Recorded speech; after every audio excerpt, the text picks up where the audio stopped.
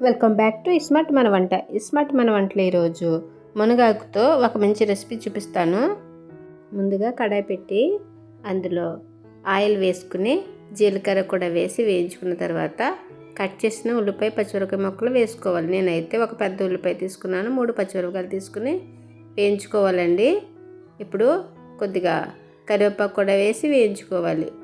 Cut చేసిన టమాటా ముక్కలు కూడా వేసుకోవాలి. ఒక పెద్ద టమాటా అయితే సరిపోతుంది. మూత పెట్టుకుని మగ్గించుకోవాలి. ఇలా మగ్గిన తర్వాత ఇప్పుడు క్లీన్ చేసి పెట్టుకున్న మునగాకుని వేసుకోవాలి. మునగాకు తీసుకోవడం వల్ల ఎన్నో పోషకాలు మనకు అందుతాయండి. క్యారెట్తో పోలిస్తే మునగాకులో విటమిన్ ఏ ఎక్కువగా ఉంటుంది. మునగాకు తరచుగా తీసుకోవడం వల్ల కంటి చూపు కూడా బాగా పెరుగుతుంది. ఇప్పుడు మూత పెట్టి మగ్గించుకోవాలి. సిమ్లోనే కుక్ చేసుకుంటే సరిపోతుంది. అలాగే మునగాకు తీసుకోవడం వల్ల రక్తహీనత తగ్గి హిమోగ్లోబిన్ శాతం పెరుగుతుంది. ఇప్పుడు బాగా వేగింది కదండి. ఇందులో 1/2 టీ స్పూన్ పసుపు, తగినంత ఉప్పు, 1/2 టీ స్పూన్ కారం వేసుకుని వేయించుకోవాలి.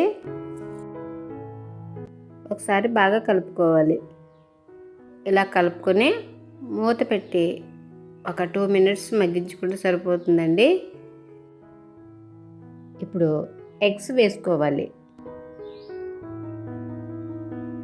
ఇలా ఎగ్స్ వేసుకున్న తర్వాత మూత పెట్టి కుక్ చేసుకోవాలి.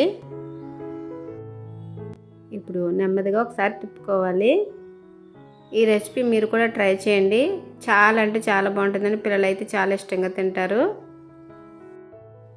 ఈ రెసిపీ మీరు కూడా ఒకసారి ట్రై చేసి ఎలా వచ్చిందనేది నాకు కామెంట్ చేయండి. మన ఛానల్ని సబ్స్క్రైబ్ చేసుకోండి. 2-3 మినిట్స్ వేయించుకుంటే సరిపోతుంది. అంతేనండి, ఎంతో సింపుల్గా మునగాకుతో మంచి రెసిపీ చూశారు కదా. మరొక మంచి రెసిపీతో మీ ముందుకు వస్తుంది మీ ఇస్మార్ట్ మన వంట.